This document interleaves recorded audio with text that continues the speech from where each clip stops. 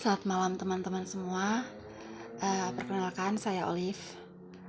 Kedepannya di channel YouTube ini saya akan membawakan suatu konten bedtime story, bedtime stories. Dimana saya akan menjadi seorang penutur cerita untuk teman-teman yang mungkin mengalami insomnia dan butuh sesuatu untuk bisa segera tertidur. Ya, seperti itu. Nah, kedepannya di konten saya ini saya akan membacakan cerita-cerita entah dari dongeng, dari buku-buku bacaan, dari cerpen, atau mungkin nanti puisi ataupun buku motivasi. Nah, video pertama ini, sebelum saya memulai video pertama ini, saya ingin teman-teman memastikan bahwa kamarnya sudah berada dalam suasana yang siap tidur.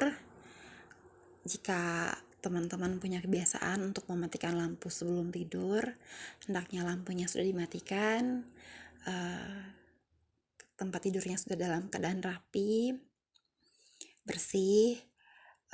Pastikan teman-teman sudah berdoa juga, dan silakan tarik nafas, relax, kendurkan semua syaraf-syaraf otot yang tegang.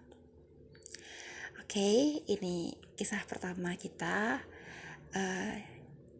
Untuk 88 episode ke depan, saya akan ambil kisahnya dari cerita rakyat terindah dari negeri Cina yang dikisahkan kembali oleh Yusin Henry White, terbitan Gramedia.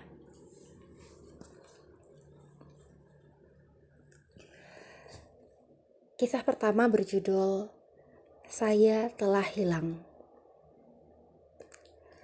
Dahulu kala, ada seorang kepala desa yang diutus untuk mengawal dan mengantar seorang biksu yang divonis hukuman pengasingan ke daerah perbatasan.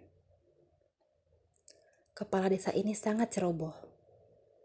Daya ingatnya juga tidak bagus. Oleh karena itu, setiap pagi hari, dia selalu memeriksa dan memastikan apakah semua keperluannya telah siap. Setelah yakin, barulah dia berangkat.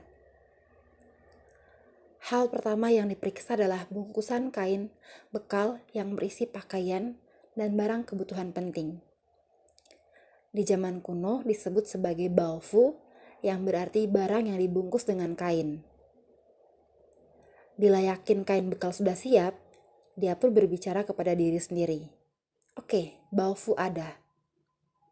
Kemudian, memeriksa surat dokumen tugas atau surat pengantar yang dikeluarkan oleh pemerintah kabupaten dan bergumam. Dokumen ada.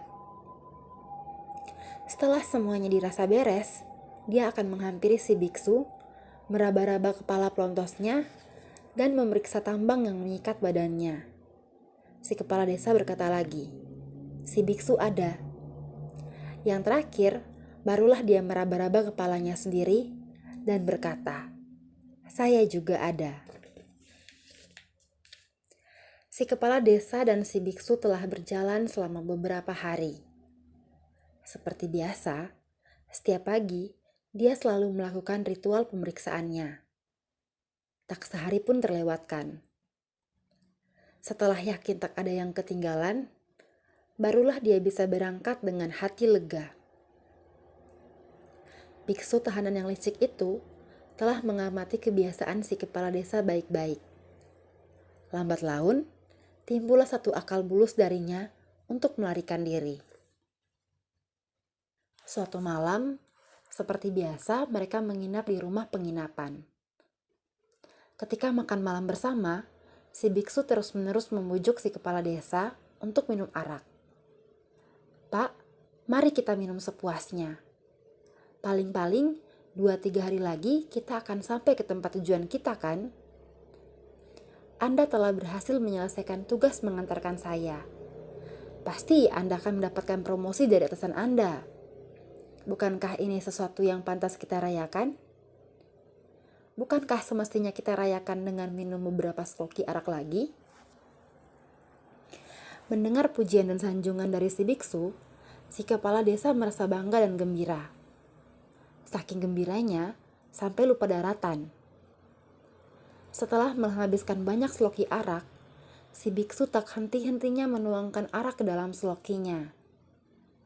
Seloki demi seloki dihabiskan oleh si kepala desa, sehingga gerakannya pun mulai melamban, hingga benar-benar mabuk, terbaring di atas dipan, mengorok, dan tertidur pulas.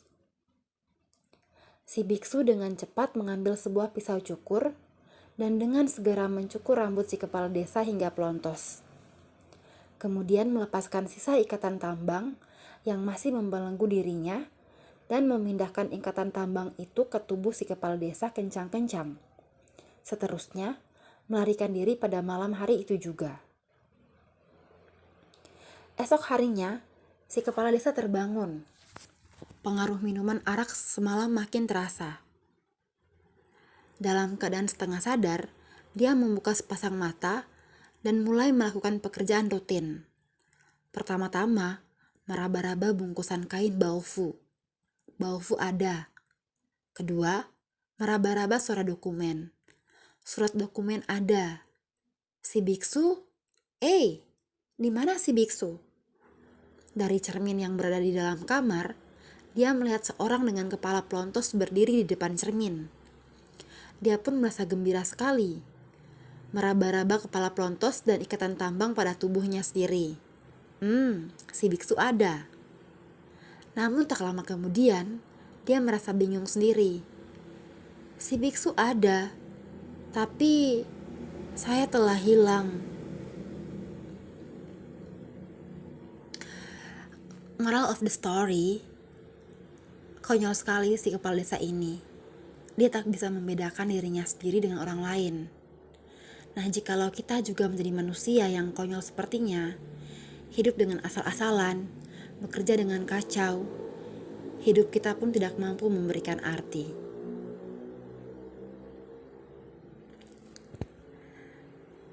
Sekian cerita malam ini yang berjudul Saya Telah Hilang, karangan bukan karangan tapi dikisahkan kembali oleh Yusin Henry W. Dalam buku 88 cerita rakyat terindah dari negeri Cina. Menurut saya buku ini kisah ini maksudnya ingin memberikan gambaran kepada kita bahwa kadang kita kurang mengetahui diri kita yang sendiri.